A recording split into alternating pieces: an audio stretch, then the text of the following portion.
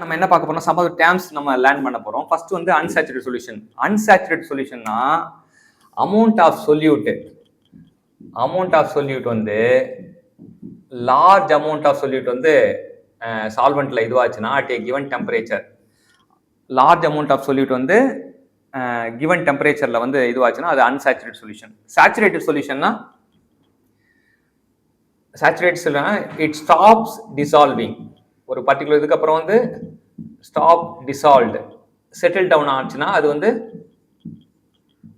வந்து என்னதுன்னா saturate solution. Concentration அப்படின்னா கான்சென்ட்ரேஷன் என்ன? கான்சென்ட்ரேஷன்னா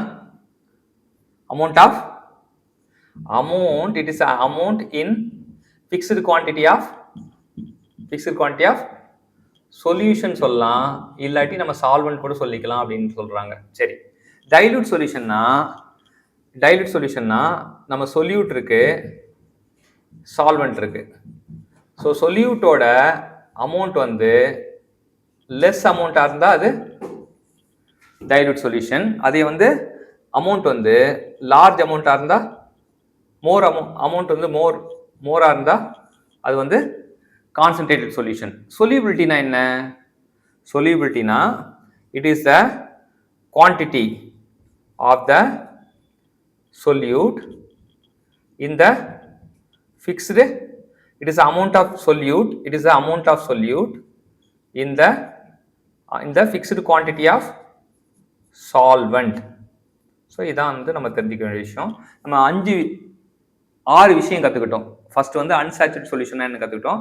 அன்சாச்சுரேட் சொல்யூஷனா amount of solute, more amount of solute can be dissolved in the solvent at particular temperature, அது unsaturated solution சொல்லுவாங்க. in a solution the solute stop to dissolve and settle down அப்படின்னா அது saturated solution சொல்லுவாங்க. கான்சன்ட்ரேஷனா amount in fixed quantity of solution. So எவ்வளோ solute வந்து amount of solute in fixed quantity of solution or solvent அப்படின்றது concentrate சொல்லுவாங்க. Dilute சொல்யூஷன்னா சொல்யூட்டோட amount வந்து லெஸ்ஸாக இருந்தால் அது டைல்யூட் சொல்யூஷன், சொல்யூட்டோட அமௌண்ட் வந்து அதிகமாக இருந்தால் அது கான்சன்ட்ரேட்டட் சொல்யூஷன். சொல்யூபிலிட்டினா it is the amount of solute in the fixed quantity of solvent. இந்த 6 டேர்ம்ஸ் கற்றுக்கிட்டோம். Thank you champions.